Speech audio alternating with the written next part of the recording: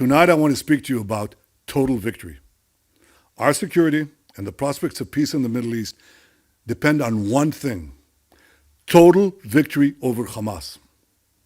At the start of the war, I outlined three goals: destroy Hamas, free the hostages, and ensure that Gaza doesn't pose a threat to Israel anytime in the future.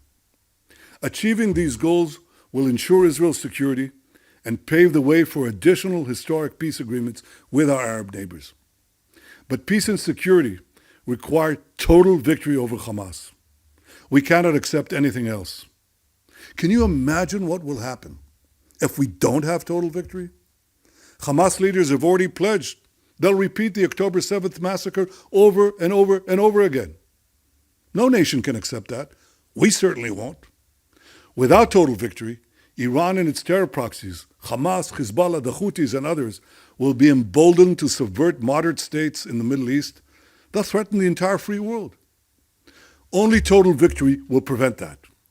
And total victory is within our reach. Israel's military achievements are truly unprecedented. As John Spencer, head of urban warfare at West Point, noted, it took the United States and its allies 9 months to defeat ISIS in Mosul. Mosul is a single city, smaller than Gaza, doesn't have any terror tunnels, and it had only 5,000 terrorists. Yet in 4 months, the IDF has killed, wounded, or captured over 20,000 terrorists, more than half of Hamas's fighting force. We've shattered 18 out of 24 Hamas battalions, and we're mopping up the remaining terrorists with ongoing raids. Our soldiers are systematically destroying the massive underground terror tunnels. Hamas believed this was an impregnable network. Yet our brave soldiers are now physically inside these tunnels. They're demolishing rocket factories, weapon stockpiles, command and control centers, and what Hamas thought were unreachable safe houses. Now I have to tell you, we were repeatedly told by many in the international community that all this simply couldn't be done.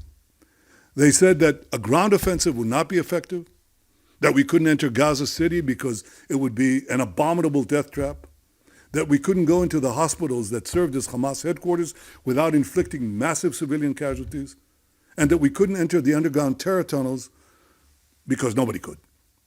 Yet our brave soldiers proved them all wrong on all counts. Many also argued that Israel's military campaign would scuttle our ability to release the hostages. Well, they were wrong on this one too.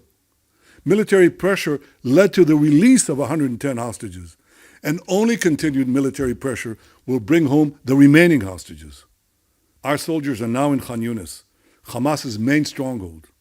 They'll soon go into Rafah, Hamas's last bastion. They will do so, as they've done up to now, by providing the civilian population safe passage to safe zones. And they'll do so in spite of Hamas's evil attempts to stop the civilians from leaving at gunpoint. Total victory over Hamas will not take years. It will take months. Victory is within reach. And when people talk about the day after, let's be clear about one thing. It's the day after all of Hamas is destroyed. Not half of Hamas, not 3/4 of Hamas, all of Hamas. And once Hamas is destroyed, we need to verify that Gaza is demilitarized, that we stamp out any attempt at the resurgence of terror. And history has shown that only Israel can do this by having overriding security control over Gaza. What does that mean?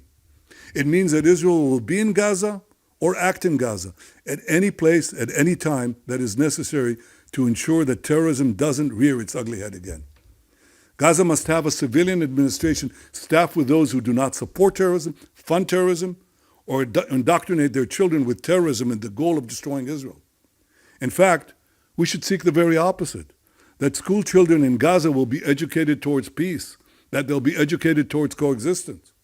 Now, grant you, this will take time.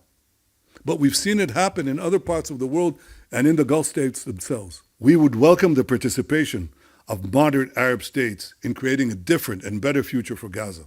This would also require that UNRWA, which perpetuates the Palestinian refugee problem, whose schools indoctrinate Palestinian children with genocide and terror, and from whose ranks sprang a dozen terrorist murderers who participated in the October 7th massacre, this UNRWA must be replaced by responsible aid agencies. We're at a pivot of history where the region can go either in the direction of light or in the direction of darkness. we won't allow Iran's forces of darkness to win. Our security and the future of the Middle East require total victory. Total victory over Hamas can bring us additional gifts of peace. Our doctrine of peace through strength has already brought us the Abraham Accords. Total victory will help us bring more historical peace agreements. Hamas is the obstacle blocking a better and more peaceful Middle East, and it's threatening Israel's security. The pressure of the world should be on destroying Hamas as quickly as possible, and not on preventing Israel from doing so. All those who yearn for peace should support our quest for total victory.